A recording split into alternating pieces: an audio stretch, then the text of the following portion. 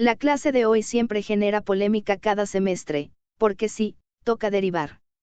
Y antes de que alguien levante la mano, sé perfectamente que el programa dice que el único requisito para inscribir esta materia es haber aprobado física general y... Pero seamos sinceros, si tienen planes de graduarse en esta carrera, van a tener que aprender a derivar tarde o temprano.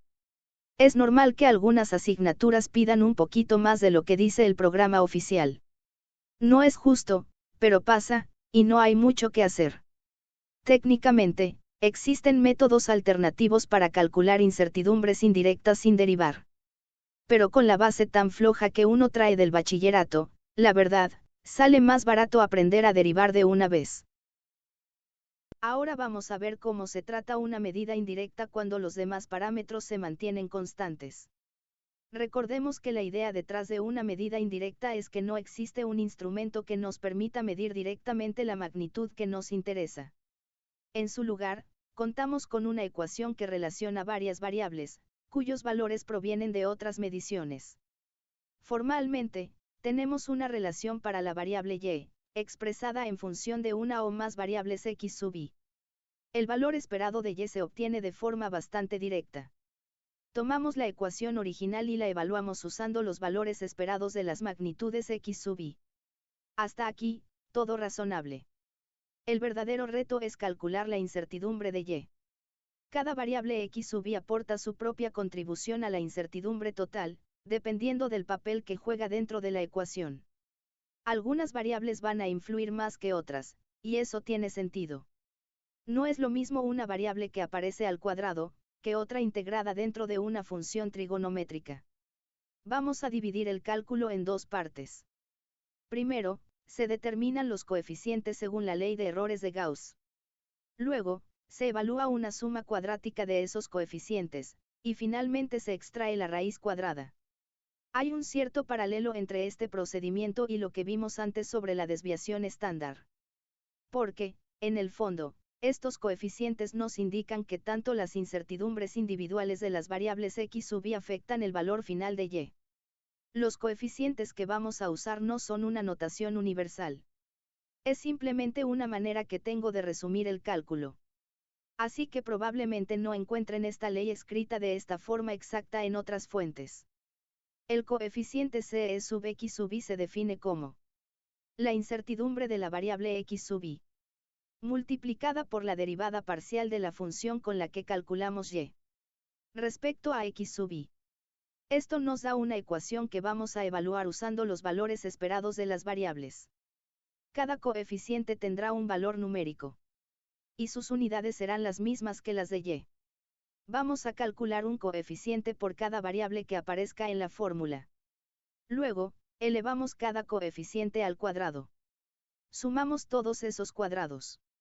Y finalmente extraemos la raíz cuadrada de esa suma.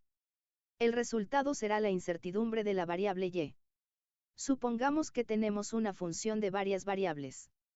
Y que dichas variables son independientes entre sí. La derivada parcial nos indica cómo cambia la función respecto a una variable en particular, tratando a las otras variables como constantes. Su símbolo matemático es una D cursiva que parece un 6 al revés. Vamos a ver un ejemplo de derivada parcial, solo para entender cómo se calcula y cómo se interpreta.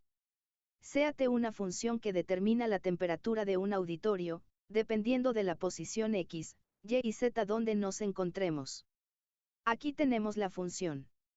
Al introducir los valores de las coordenadas en metros, pueden ver que el resultado va a estar en grados Celsius. Nos preguntamos cómo cambia la temperatura al desplazarse a lo largo de los ejes. Ese cambio naturalmente se relaciona con la tasa de variación de la función temperatura. Al restringir el movimiento a un solo eje, estamos dejando constantes los otros dos. Por ejemplo, si nos movemos a lo largo del eje X, las coordenadas y y z se mantienen constantes. Entonces, la definición de derivada parcial encaja perfectamente con lo que estamos buscando. Vamos a calcular las derivadas respecto a cada eje. Empezando por el eje X. Al final, vamos a interpretar los resultados. La derivada parcial de t respecto a x es igual a. Sustituimos la función original, resaltando la variable x. Todo lo que está en gris claro, la derivada lo va a considerar constante. Sabemos que la derivada de una suma es la suma de las derivadas. Y como tenemos tres términos constantes, sus derivadas van a ser 0. Por lo tanto, la derivada de 26 grados Celsius más 0,3 grados Celsius sobre metro por y menos 0,07 grados Celsius sobre metro cuadrado por z al cuadrado es igual a 0. Ahora sacamos la constante que acompaña a x de la derivada. Y nos queda lo siguiente. La derivada de x respecto a x es 1. Por lo tanto, la derivada de t respecto a x es igual a menos 0,02 grados Celsius sobre metro. La derivada parcial de t respecto a y es igual a, volvemos a sustituir la función, esta vez resaltando la variable y. De nuevo, todos los términos constantes que suman son aniquilados por la derivada, y únicamente sobrevive el término que contiene una y. Sacamos la constante de la derivada, y nos queda, similarmente, que la derivada de y respecto de y es 1. Así que el resultado es 0,3 grados Celsius sobre metro. Por último, la derivada de t respecto de z es igual a, la derivada elimina todas las constantes que suman. Sacamos de la derivada la constante que multiplica a z al cuadrado, y por último calculamos la derivada de z al cuadrado respecto de z, que es igual a 2z. Juntamos el 2 con la constante que habíamos sacado de la derivada, y nos queda lo siguiente. Vamos ahora a interpretar los resultados. ¿Cómo cambia la temperatura al movernos a lo largo del eje X? Este fue el resultado, un valor constante cuyas unidades son grados Celsius sobre metro, es decir, temperatura sobre distancia. Más aún, el valor es negativo y constante. Esto quiere decir que la temperatura se reduce 0,02 grados Celsius por cada metro que avancemos a lo largo de esta dirección. En el contexto del problema, como x positivo es moverse hacia la derecha, completamos la interpretación de la siguiente manera: por cada metro recorrido hacia la derecha, se enfría 0,02 grados Celsius a un ritmo constante. ¿Cómo cambia la temperatura al movernos a lo largo del eje Y? Obtuvimos una constante positiva, con las mismas unidades de la derivada anterior. Así que nuestra interpretación va a ser, por supuesto, por cada metro recorrido hacia arriba, se calienta 0,3 grados Celsius a un ritmo constante.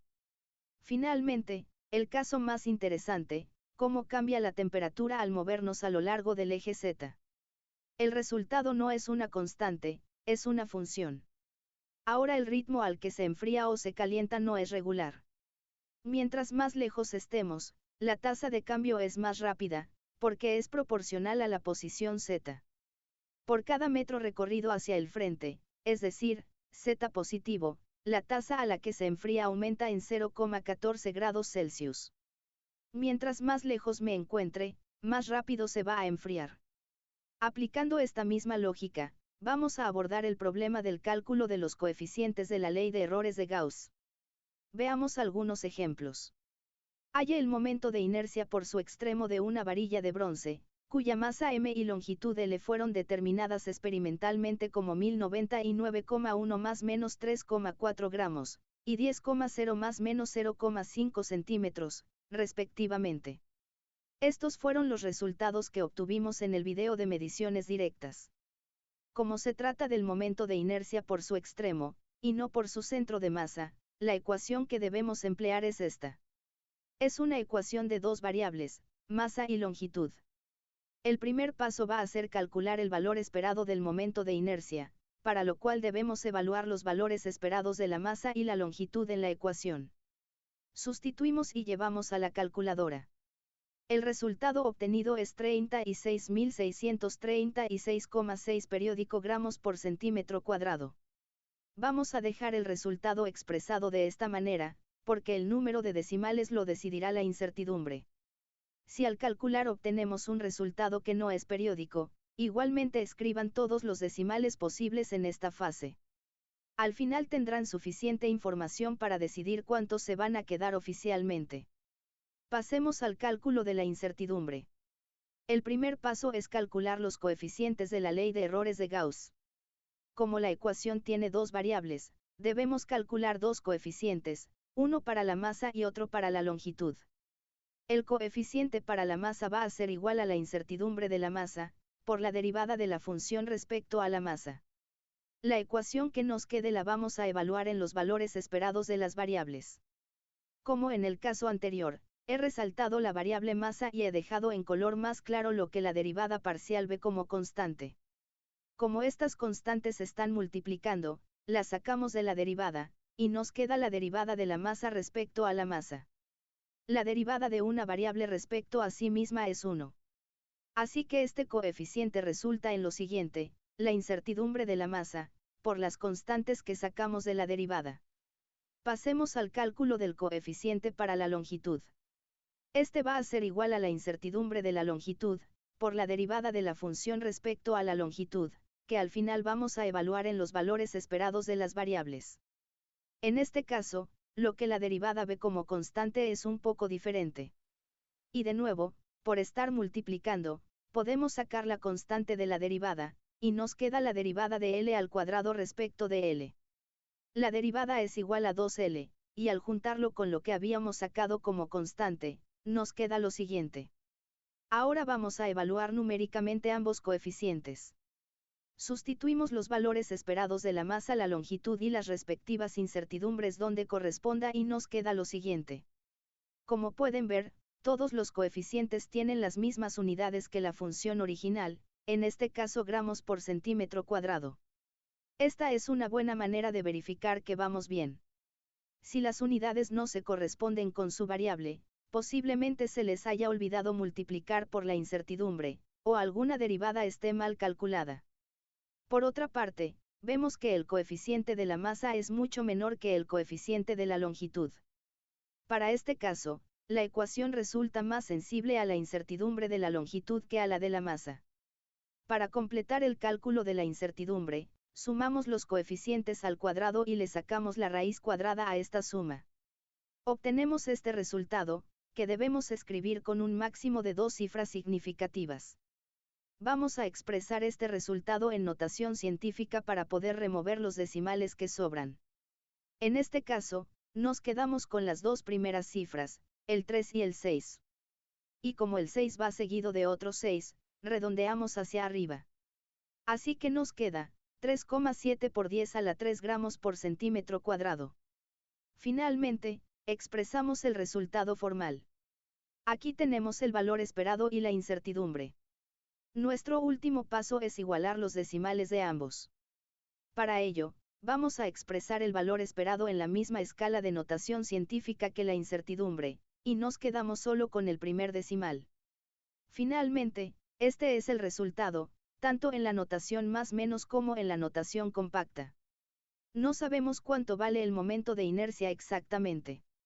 Lo más probable es que valga 36.600 gramos por centímetro cuadrado. O, en el peor de los casos, que esté entre 32.900 y 40.300 gramos por centímetro cuadrado. Una incertidumbre del 10%, bastante regular. Pasemos a otro problema. En este caso, tenemos una ecuación con una sola variable. Calcule el volumen B de una esfera cuyo radio R fue determinado experimentalmente como 9,220 más menos 0,018 centímetros, utilizando la conocida ecuación. El primer paso es hallar el valor esperado. Sustituimos el valor de pi con la mayor cantidad de decimales posibles. ¿Cuántos decimales? Pues, para no tratar a pi como una constante más, debemos utilizar por lo menos 3 veces más decimales que las demás variables que estamos sustituyendo en la fórmula. Llevamos a la calculadora y nos queda lo siguiente. Ahora, para calcular la incertidumbre, debemos evaluar lo siguiente. Como la ecuación tiene una sola variable, la incertidumbre se calcula como la raíz cuadrada del coeficiente para el radio al cuadrado. Al aplicar la raíz cuadrada a un término que está al cuadrado, se va la raíz cuadrada y resulta el valor absoluto del coeficiente. Calculemos dicho coeficiente. El coeficiente para el radio será igual a la incertidumbre del radio, por la derivada del volumen respecto al radio. Al final, vamos a evaluar la ecuación resultante en el valor esperado del radio. La derivada de r al cubo respecto a r es igual a 3r al cuadrado. El 3 se cancela con el 3 que está dividiendo, y nos queda 4pi por el radio al cuadrado, por la incertidumbre del radio. Como verificación rápida, esta ecuación tiene unidades de volumen, porque radio al cuadrado por la incertidumbre del radio va a estar en centímetros cúbicos. Evaluamos esta ecuación numéricamente. De nuevo, utilizamos todos los decimales posibles de pi. Y obtenemos este resultado. Nos quedamos con dos cifras significativas nada más. En este caso, el 19, y descartamos lo demás. Por lo tanto, la incertidumbre del volumen va a ser 19 centímetros cúbicos. Entonces, al igualar el número de decimales del valor esperado y la incertidumbre, eliminamos todos los decimales del valor esperado, y nos resulta 3283 centímetros cúbicos. Finalmente, expresamos el resultado en ambas notaciones. En este caso, la incertidumbre porcentual es mucho menor. Este resultado es de mejor calidad que el anterior, y eso se debe a las incertidumbres de las variables que estamos sustituyendo en la ecuación. Si la incertidumbre del radio hubiese sido más grande, el coeficiente habría sido más grande, y por lo tanto, la incertidumbre también. Veamos un último ejemplo que tiene una particularidad a la hora de sustituir. Calcule las componentes x y y del peso, es decir, mg, de un cuerpo de masa m, apoyado sobre un plano inclinado que forma un ángulo alfa con la horizontal. Además, nos indican un valor particular para la gravedad con incertidumbre. Para ver cuál componente es cuál, vamos a hacer un diagrama de cuerpo libre aquí en la esquina. Y determinamos que las componentes x y y tienen la siguiente forma.